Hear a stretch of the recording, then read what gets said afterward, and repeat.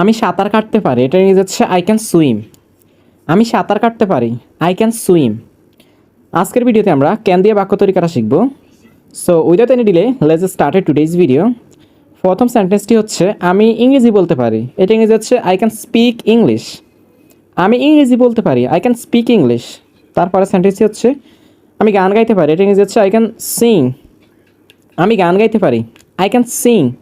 তারপর হচ্ছে আমি রান্না করতে পারি, এটা ইংরেজি হচ্ছে আই ক্যান কুক।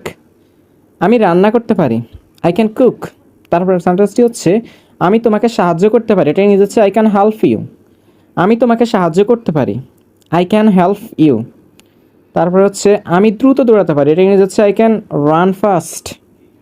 আমি দ্রুত দৌড়াতে পারি, আই ক্যান রান ফাস্ট। তারপর হচ্ছে আমি ভালোভাবে লিখতে পারি, এটা ইংরেজি হচ্ছে আই ক্যান রাইট ওয়েল। আমি ভালোভাবে লিখতে পারি, আই ক্যান রাইট ওয়েল। তারপর হচ্ছে আমি গাড়ি চালাতে পারি, এটা ইংরেজি হচ্ছে আই ক্যান ড্রাইভ কার। আমি গাড়ি চালাতে পারি, আই ক্যান ড্রাইভ কার।